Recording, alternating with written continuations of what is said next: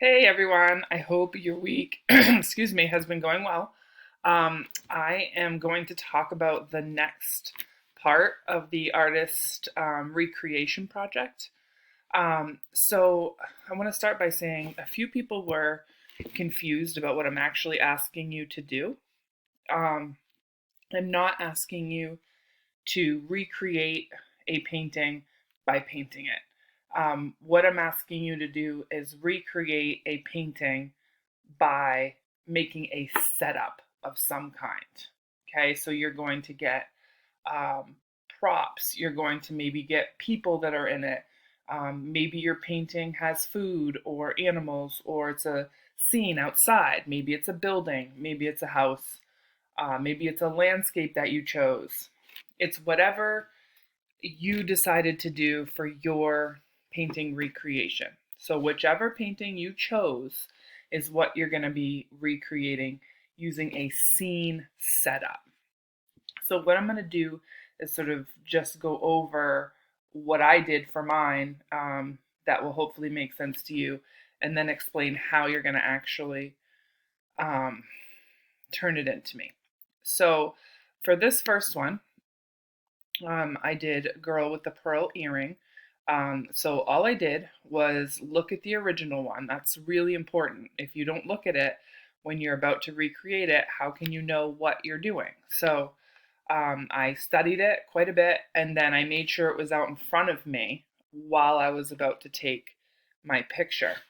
So what I did was dress up my daughter Cora in something I found as close as I could to what I had at my house. It does not have to be exact. This is just a recreation with to the best of your ability. Okay, so this was to the best of my ability. This is what I had at my house. So I had the scarf, I had this blazer, which is actually mine.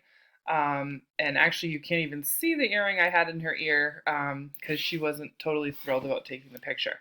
And then for this part of the scarf, all I did was this is just her actual hair. So I didn't have to worry about that part.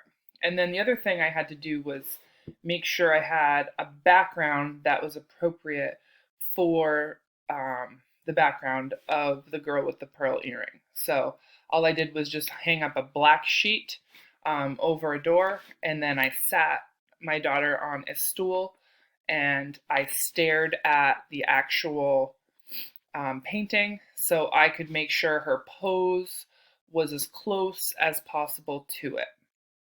Um, and made sure she was looking the way I wanted her to. Her lips were apart the way I wanted her to be. And then I took a photograph with my cell phone. If you don't have a cell phone, you can use the laptop camera. Um, if your parents will let you borrow a cell phone, that's fine. If you have a digital camera, that's fine. Whatever you need to do to get the picture taken is fine with me. Okay, so that's the first one I wanted to talk about. Um, this second one was a little bit different. Um, and the reason is because I actually went to this place in real life. So not only was I focusing on a person, but I was also focusing on the land around her. So when I looked at the original, I had to make sure she was. Actually, I'm going to use this one. I had to make sure her pose was the same. I tried to go on a day that was um, sort of um, lighting was the same, kind of cloudy. I positioned her in the field the way this girl was the best I could. I got a similar dress. So this painting recreation was a little more complicated because I actually went to the location. I'm not asking you to drive an hour from your house. That was above and beyond. But if you did choose, a landscape or a house, obviously you have to go outside and do your best to recreate the scene. So you're thinking about composition. You're thinking about, okay, if there's a girl here, make sure the girl that you have in yours is around the same distance away from the edge of the scene. And you can do that in editing after if you need to as well. So I'll get to that in a second. So there's that one. And then the last one I want to talk about is this one here. So again, before I started with the actual taking of the photograph, I had to make sure that I had something similar to what the painting looked like. So I went and I found something similar for earrings, for a necklace, for a headpiece, for a dress. It's not exact, okay? It's just similar. And so I had to make her eyebrows look thicker than they normally are to try to match these eyebrows. I put some makeup on, some lipstick to try to match. I tried to find the best I could for the background color. Maybe that means you have to quickly paint a piece of paper so you have that for a background. Maybe that means you look around your house and you try to find a wall that's similar color, or you have to go outside, or you have a sheet. I mean, it's really, the possibilities are endless.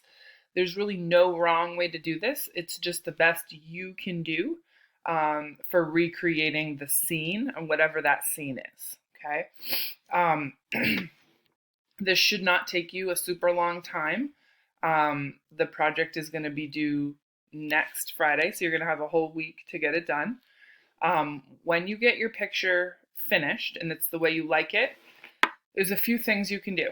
If you feel like it's good the way it is, no problem.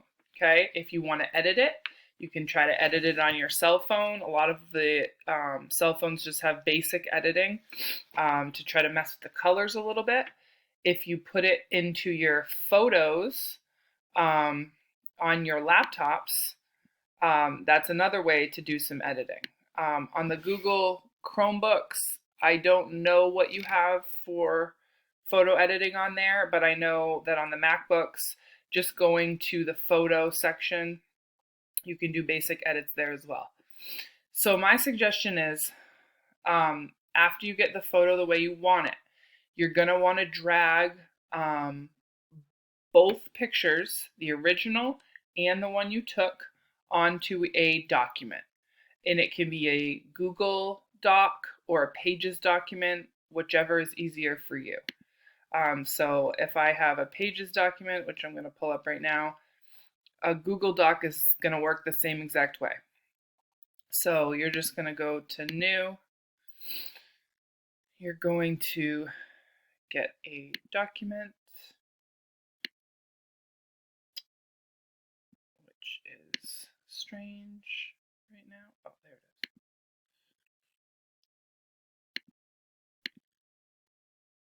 is. Okay. And then when you get to this spot, what you're going to do is you're going to drag both pictures on it. So you're going to drag your original and you're going to drag the one you took. Okay. And you're going to just try to make them the same size the best you can. If you can't make them the same size, that's okay. But what I'm going to actually need turned in from you is a document, either Pages document or a Google Doc. And I'm going to need both pictures on it. You can either do it landscape or vertically. Okay, so all I did was put the original, and then here was the one I did. So I put it on the same Pages document or Google document. If you do it on Google Docs, all you're going to have to do is save it and then share it with me. If you do it on Pages, you're going to have to save it and then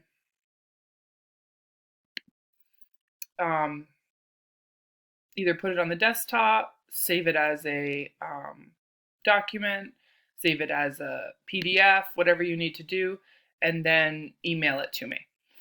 If you want to share your finished work with your classmates because you think it's really cool and you're proud of it, I certainly encourage you to share this finished document. You could take a screenshot of it and then upload it to our class page on the streaming section.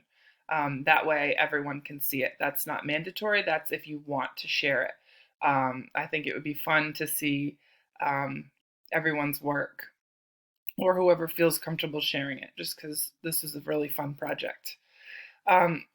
So I hope this makes sense. Um, so the actual physical piece of evidence that I need from you at the end of this week is a document, either Pages or Google Docs, whatever you're more comfortable with, email to me. And if you want to share it to our streaming section of our classroom, Google Classroom, um, you can do that as well. So people can check out what you made and we can, give you positive feedback. So I hope you guys have fun with this week. I had so much fun working on mine. And I can't wait to um, see what you all come up with. So excited for this week's project, and I'm actually really excited for next week's too. So we've got some fun stuff coming up. So stay safe, have fun with this, and I can't wait to see them.